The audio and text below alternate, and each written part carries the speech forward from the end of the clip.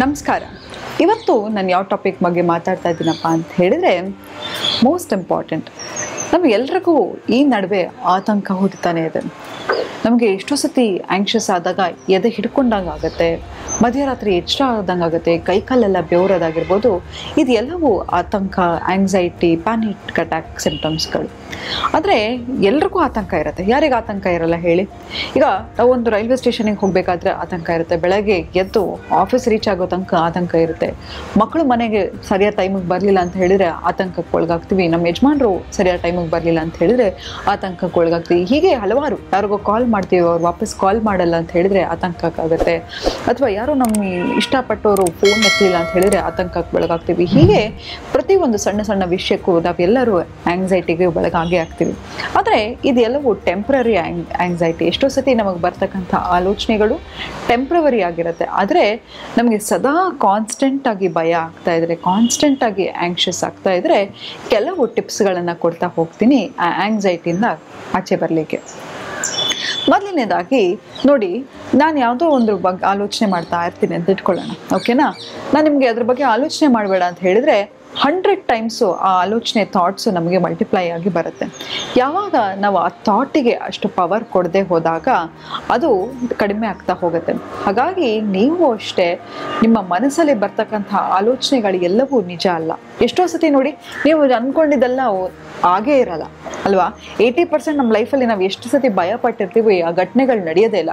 ಹಾಗಾಗಿ ನಿಮ್ಮ ಮನಸ್ಸಲ್ಲಿ ಬರೋದೆಲ್ಲ ನಿಜ ಅಂತ ಅನ್ಕೋಬೇಡಿ. ನಿಮ್ಮ ಮೆದುಳಲ್ಲಿ ಏನೋ ಒಂದು ಡ್ರಾಮಾ ಕ್ರಿಯೇಟ್ ಆಗ್ತಾ ಇರುತ್ತೆ, ಏನೋ ಆಲೋಚನೆ ಆಗ್ತಿರುತ್ತೆ, ಯಾರ್ದು ಬಗ್ಗೆ ಜಡ್ಜ್ ಮಾಡ್ತಿರ್ತೀವಿ. ಹಾಗಂತ ಅದೆಲ್ಲವೂ ನಿಜ ಅಲ್ಲ. ಎಷ್ಟೋ ಸತಿ ನಮ್ಮ ಗಟ್ ಫೀಲಿಂಗ್ ಅಂತ ನಾವು ಅನ್ಕೋತೀವಿ, ಆದರೆ ಅದು ಇಲ್ಯೂಷನ್ ಆಗ್ತಾ ಹೋಗ್ತಾ ಇರುತ್ತೆ. ಯಾಕಂತ ಹೇಳಿದ್ರೆ ನಮಗೆ ಈಗ ತುಂಬಾ ಟೈಮ್ ಇದೆ, ಏನೇನೋ ಆಲೋಚನೆ ಮಾಡಿಕೊಂಡು ನಮ್ಮ ಮನಸ್ಸನ್ನು ನಾವು ಹಾಳು ಮಾಡ್ಕೋತಾ ಹೋಗ್ತೀವಿ. ಹಾಗಾಗಿ ಅಂಥ ತಪ್ಪನ್ನು ಮಾಡ್ತಾ ಹೋಗಬೇಡಿ. ಇವತ್ತು ಆ್ಯಂಗ್ಸೈಟಿಯಿಂದ ಆಚೆ ಹೇಗೆ ಬರೋದು ಅಂತ ನಾನು ಹೇಳ್ತಾ ಹೋಗ್ತೀನಿ. ನೋಡಿ, ಹೇಳ್ತಾ ಹೋದೆ, ಯಾವಾಗ ನಾವು ಇದ್ರ ಬಗ್ಗೆ ಯೋಚನೆ ಮಾಡಬಾರ್ದಪ್ಪ, ನಾನು ಅದನ್ನು ಹಳೆ ಘಟನೆ ನೆನೆಸ್ಕೋಬಾರ್ದು, ಮಾಡಬಾರ್ದು ಅಂತ ಹೇಳ್ತೀವೋ, ಆ ಯೋಚನೆ 100 ಸತಿ ಬರುತ್ತೆ. ಈಗ ಒಂದು ಎಕ್ಸಾಂಪಲು, ಯಾವುದೋ ವ್ಯಕ್ತಿ ಬಗ್ಗೆ ಯೋಚನೆ ಮಾಡಬಾರ್ದು ಅಂತ ಅನ್ಕೋತೀರ, ಇಡೀ ದಿನ ಆ ವ್ಯಕ್ತಿ ಬಗ್ಗೆನೇ ಗುನುಗ್ತಾ ಇರ್ತೀರ, ಇಡೀ ನಿಮ್ಮ ಆಲೋಚನೆ ಎಲ್ಲವೂ ಆ ವ್ಯಕ್ತಿ ಬಗ್ಗೆ ಆಗ್ತಾ ಹೋಗ್ತಾ ಇರುತ್ತೆ. ಯಾಕಂತ ಹೇಳಿದ್ರೆ ನಾವು ಏನನ್ನ ತಡೆಗಟ್ತೀವೋ ಅದು 100 ಟೈಮ್ಸ್ ಮಲ್ಟಿಪ್ಲೈ ಆಗಿ ಬರ್ತಾ ಇರುತ್ತೆ. ಅದ್ರ ಬದಲಾಗಿ ಆ ಆಲೋಚನೆ ಬಂದು ಹೋಗ್ಲಿಕ್ಕೆ ಬಿಡಿ. ನೋಡಿ, ಪ್ರತಿಯೊಂದು ಆಲೋಚನೆ ಹೇಗತ್ತೆ ಅಂತ ಹೇಳಿದ್ರೆ ಸೈನೋಸಾಯ್ಡಲ್ ವೇವ್ ಥರ ಇರುತ್ತೆ. ಬರುತ್ತೆ, ಇಂಟೆನ್ಸಿಟಿ ಕಮ್ಮಿ ಆಗುತ್ತೆ, ಕೆಲವು ಸತಿ ಜಾಸ್ತಿ ಆಗುತ್ತೆ, ಕೆಲವು ಸತಿ ಕಮ್ಮಿ ಆಗ್ತಾ ಹೋಗುತ್ತೆ. ಆದರೆ ಆ ಎಮೋಷನ್ಸನ್ನು ಬರಲಿಕ್ಕೆ ಬಿಡಬೇಕು. ನಾವು ಯಾವಾಗ ಎಮೋಷನ್ಸನ್ನು ತಡೆಗಟ್ತೀವೋ, ಒಂದು ವಾಟರ್ ಪೈಪಲ್ಲಿ ನೀರನ್ನು ತಗೊಂಡಾಗ ಆ ನೀರನ್ನು ಎಷ್ಟು ತಡೆಗಟ್ತೀವೋ, ಗಟ್ಟಿಯಾಗಿ ತಡೆಗಟ್ತೀವೋ, ಅದನ್ನು ಬಿಟ್ಟ ತಕ್ಷಣ ರಭಸದಿಂದ ಜೋರಾಗಿ ಅದು ಬರುತ್ತೆ. ಆವಾಗ ನಾವು ಅದು ತಡೆಗಟ್ತೀವೋ ಎಮೋಷನನ್ನು, ಎಷ್ಟು ಬಿಗಿಯಾಗಿ ಗಟ್ಟಿ ಹಿಡಿದಿರ್ತೀವೋ ಬಿಟ್ಟಾಗ ಅದು ಜೋರಾಗಿ ಬರುತ್ತೆ. ನೋಡಿದಿರಲ್ಲ, ಕೆಲವು ಸತಿ ನಾವು ಸಿಕ್ಕ ಸಾಮಾನೆಲ್ಲ ಮನೇಲಿ ಬಿಸಾಡ್ತೀವಿ, ಜೋರಾಗಿ ಕಿರ್ಚಾಡ್ತೀವಿ. ಇದೆಲ್ಲ ಯಾಕಪ್ಪ ಆಗುತ್ತೆ ಅಂತ ಹೇಳಿದ್ರೆ, ನಾವು ಎಮೋಷನ್ಸನ್ನು ತಡೆದು ಒಂದು ದಿನ ಅದು ಫೋರ್ಸ್ಫುಲ್ ಆಗಿ ಬಂದ್ಬಿಡುತ್ತೆ. ಹಾಗಾಗಿ ಆ ತಪ್ಪನ್ನು ಮಾಡ್ತಾ ಹೋಗಬೇಡಿ. ಮತ್ತು ನಮ್ಮ ಆಲೋಚನೆನ ತಡೆಗಟ್ಟಲೇಬೇಕು ಮೇಡಮ್, ಏನು ಮಾಡೋದು, ಇಡೀ ದಿನ ಅದೇ ಯೋಚನೆ ಬರ್ತಾ ಇದೆ, ಹೆಂಗೆ ಜೀವನ ನಡೆಸೋದು ಅಂತ ಕೇಳಿದ್ರೆ, ವಾತ್ ಆ್ಯಂಡ್ ಚಿತ್ ಹ್ಯಾಸ್ ಗಾಟ್ ಕನೆಕ್ಷನ್. ನೋಡಿ, ನನಗೆ ಖುಷಿ ಆಯಿತು ಅಂತ ಇಟ್ಕೊಳ್ಳಿ, ಏನು ಗೊತ್ತಾ ಅಂತ ಹೇಳ್ತೀನಿ. ನಾನು ದುಃಖ ಆದಾಗೂ ಉಸಿರನ್ನ ಎಳ್ಕೊಂಡು ಅಳ್ತೀವಿ. ಸೊ ನಮ್ಮ ಉಸಿರಾಟಕ್ಕೆ ಆ ಶಕ್ತಿ ಇದೆ. ನೀವು ಏನನ್ನಾದರೂ ನಿಮ್ಮ ಮನಸ್ಸಲ್ಲಿ ಆಗ್ತಕ್ಕಂಥ ಕಳಮಳವನ್ನು ತಡೆಗಟ್ಟಬೇಕು ಅಂತ ಹೇಳಿದರೆ ಬ್ರೀತಿಂಗ್ ಎಕ್ಸಸೈಸಿಂದ ಮಾತ್ರ ಸಾಧ್ಯ.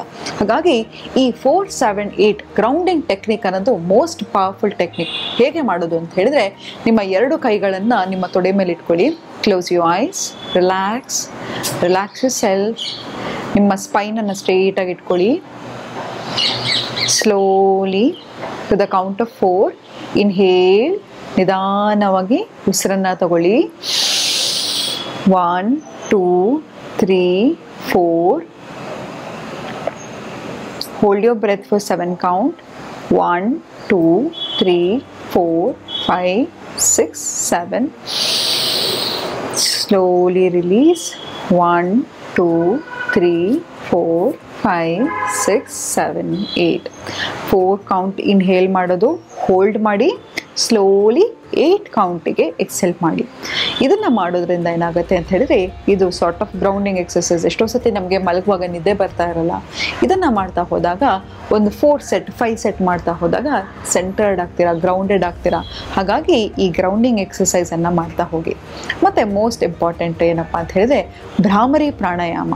ಯಾಕಂತ ಹೇಳಿದ್ರೆ ಎಷ್ಟೋ ಸತಿ ನಮಗೆ ಕೆಟ್ಟ ಆಲೋಚನೆಗಳು ಬರ್ತಾ ಇರುತ್ತೆ. ಅದನ್ನು ತಡೆಗಟ್ಟಬೇಕು ಅಂತ ಹೇಳಿದಾಗ ಕೂಡ ನಮ್ಮ ಮೈಂಡಲ್ಲಿ ಆಗ್ತಕ್ಕಂಥ ಸೌಂಡನ್ನು ಕಡಿಮೆ ಮಾಡ್ತಾ ಹೋಗ್ಬೇಕು ಅಂತ ಹೇಳಿದ್ರೆ ಭ್ರಾಮರಿ ಪ್ರಾಣಾಯಾಮ ಹೇಗೆಯಪ್ಪ ಅಂತ ಹೇಳಿದ್ರೆ ನಿಮ್ಮ 2 ಕೈಗಳನ್ನು 2 ಮಧ್ಯ ಬೆರಳು ಮತ್ತು ರಿಂಗ್ ಫಿಂಗರನ್ನು ನಿಮ್ಮ ಕಣ್ಣನ್ನು ಮುಚ್ಚಿ, ಈ ತೋರ್ ಬೆರಳುಗಳು ನಿಮ್ಮ ಉಬ್ಬ ಮೇಲೆ ಇರಬೇಕು, ಈ ಕಿರು ಬೆರಳು ನಿಮ್ಮ ಕೆನ್ನೆ ಮೇಲೆ ಇರಬೇಕು, ಹೆಬ್ಬೆರಳು ನಿಮ್ಮ 2 ಕಿವಿಗಳನ್ನು ಮುಚ್ಚಿರಬೇಕು.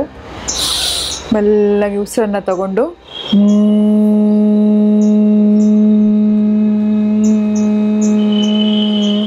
ಜೇನು ನೊಣ ಸೌಂಡ್ ಮಾಡುತ್ತಲ್ಲ, ಭ್ರಾಮರಿ ಅಂತ ಹೇಳಿದರೆ ಜೇನು ಹುಳ, ಹಾಗೆ ಸೌಂಡ್ ಮಾಡ್ತಾ ಹೋಗಬೇಕು. ಮತ್ತೊಮ್ಮೆ ನಿಮ್ಮ 2 ಬೆರಳುಗಳನ್ನು ಕಣ್ಣು ಮುಚ್ಚಿ, ತೋರ್ ಬೆರಳು ನಿಮ್ಮ ಉಬ್ಬನ್ನು ಮುಚ್ಚಲಿ, ಕಿರು ಬೆರಳು ನಿಮ್ಮ ಕೆನ್ನೆ ಮೇಲೆ ಇರಲಿ, ಹೆಬ್ಬೆರಳು ನಿಮ್ಮ ಕಿವಿಯನ್ನು ಮುಚ್ಚಿ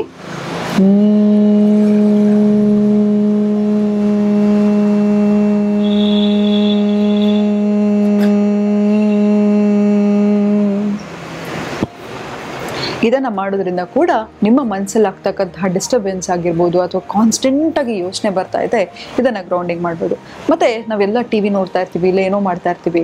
ಹಾಗೆ ಮಾಡುವಾಗ ಕೂಡ ನಿಮ್ಮ ಕೈಯನ್ನು ಮುಂದೆ ತಗೊಂಡು ನೋಡಿ, ಈ ಬೆರಳು ಹೀಗೆ ಉಸಿರನ್ನು ತಗೊಳ್ಳೋದು, ಉಸಿರನ್ನು ಬಿಡೋದು, ಉಸಿರನ್ನು ತಗೊಳ್ಳೋದು, ಉಸಿರನ್ನು ಬಿಡೋದು, ಉಸಿರನ್ನು ತಗೊಳ್ಳೋದು, ಉಸಿರನ್ನು ಬಿಡೋದು, ಉಸಿರನ್ನು ತಗೊಳ್ಳೋದು, ಉಸಿರನ್ನು ಬಿಡೋದು, ಉಸಿರನ್ನು ತಗೊಳ್ಳೋದು, ಉಸಿರನ್ನು ಬಿಡೋದು. ಹೀಗೆ 10 ಬೆರಳುಗಳ ಮಧ್ಯೆ ಒಂದು ಇಂಟರ್ವಲ್ ಇರುತ್ತಲ್ಲ, ಅದನ್ನು ಎಕ್ಸಸೈಸ್ ಮಾಡ್ತಾ ಹೋಗಿ.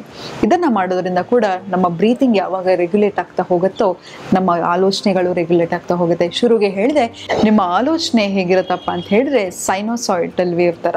ಹಾಗಾಗಿ ಪ್ರತಿ ಸತಿ ನಿಮಗೆ ಒಂದು ಆಲೋಚನೆ ಬರ್ತಾ ಇದೆ ಅಂತ ಹೇಳಿದ್ರೆ ಈ ಬ್ರೀತಿಂಗ್ ಎಕ್ಸಸೈಸಿಂದ ಮಾಡ್ತಾ ಹೋಗ್ಬೋದು. ಮತ್ತು ನಮಗೆ ದಿನ ಇರೋ ಸ್ಟ್ರೆಸ್ಸಿಗೆ, ಆಂಗ್ಸೈಟಿಗೆ ಅಥವಾ ಕೋಪ ಇದೆಲ್ಲವನ್ನು ಕಮ್ಮಿ ಮಾಡಲಿಕ್ಕೆ ಚಂದ್ರನಾಡಿ ಶೋಧನ್ ಅನ್ನನ್ನು ಮಾಡೋಣ. ಇದು ತುಂಬಾ ಸಿಂಪಲ್. ಹೇಗಪ್ಪ ಅಂತ ಹೇಳಿದ್ರೆ ನಿಮ್ಮ ರೈಟ್ ನಾಸ್ಟ್ರಿಲ್ಸಿಂದ ಉಸಿರನ್ನು ತಗೊಂಡು ಲೆಫ್ಟ್ ನಾಸ್ಟ್ರಿಲ್ಸಿಂದ ಬಿಡೋದು. ಹೇಗೆ ಅಂತ ಹೇಳಿದ್ರೆ